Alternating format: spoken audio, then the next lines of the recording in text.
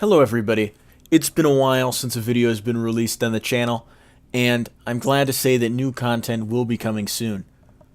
To kick it off, I have a sort of unscripted video here for you, and it is about something that is probably going to anger you, possibly depress you, disgust you. It is something that is really going to make you question why. Why would anybody do this? Whose idea was this? Why? And that was my thought seeing it. So what I'm going to do is I'm going to go ahead and just go on the website where I found this. So here we are on Robert Lentz's page on Trinity Stores. Now, I recently added a section to the Christendom Network website where you can find places to purchase icons online. I purchased quite a few icons myself from Skeet.com, specifically as they have a web special right now for the summer. It will be over soon. And I didn't initially plan to buy from them. So I spent a lot of time looking into icons, looking into where I could get them online, reading some threads on forums, talking to people, getting a feel for where, places that would be the best for what I was looking for. And on one thread, this guy, he told the people to avoid monastery icons, which I'll have another video on possibly, and brother Robert Lentz specifically. Now, Robert Lentz, it's kind of hard for me to call him a brother because the thing that you're going to see right here is Albert Einstein. This is the first one that you see when it comes to his store page that really makes you question why he would do this. And you also notice that there's a halo behind Albert Einstein's head in this icon.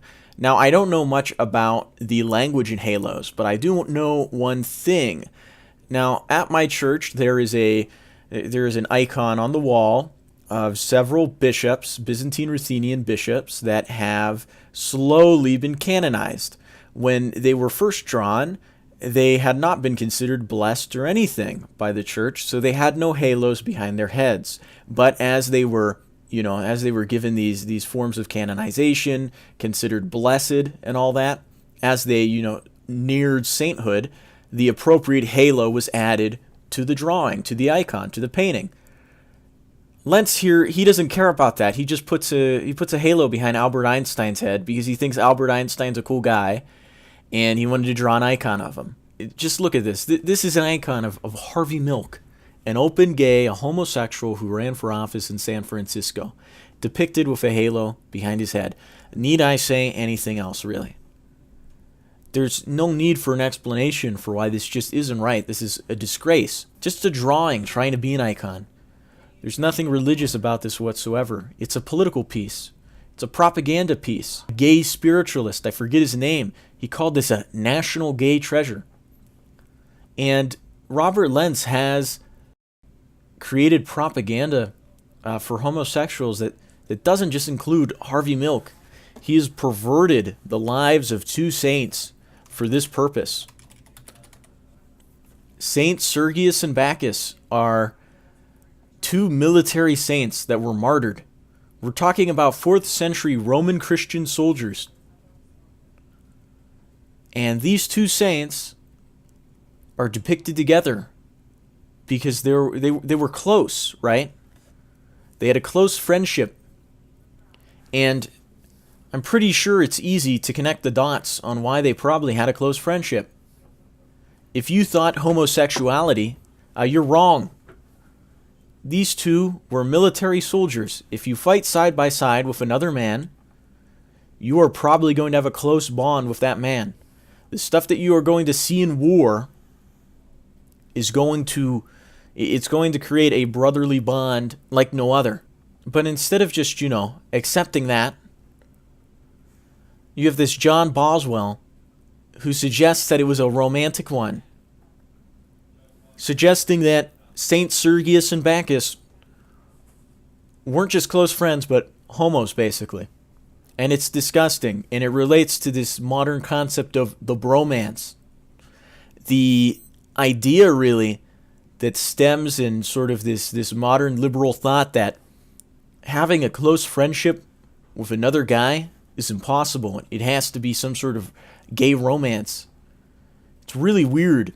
You know, this idea of brotherly love is just, it is so alien and foreign to the type of people who peddle the love is love pro-gay nonsense.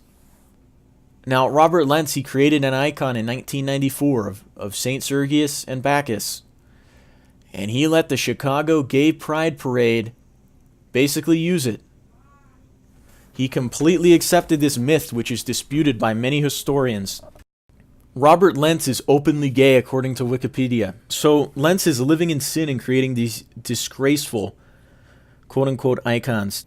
He has a sort of long and suspect history of starting out as a Catholic, entering the Orthodox Church. He went to Chile, where he was accused of sympathizing with the communists by Pinochet's secret police. And though those charges were, withdrawn, just by reading some of his narratives on these icons he's drawn and delving deeper into these clear political propaganda pieces that he has made, I don't think they were wrong. I really don't think they were wrong. Anyway, he unfortunately returned to the church as a Franciscan because he didn't like the monk that he was put under. And really, this kind of shows you that these types of people exist in the church as members of the clergy, and very little is done about it. You have that James Martin on Twitter who makes theological claims about Jesus Christ that are false.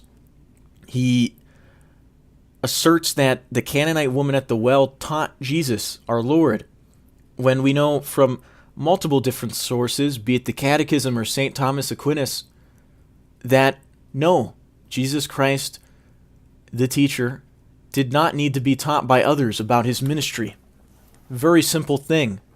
Yet there is James Martin sticking up for homos, promoting their lives of sodomy on Twitter, saying, well, I'm not a theologian when called out on it, making a theological claim about Christ. And here you have Robert Lentz perverting two martyred military saints for a gay agenda and drawing a plethora of propaganda pieces masked as so-called icons.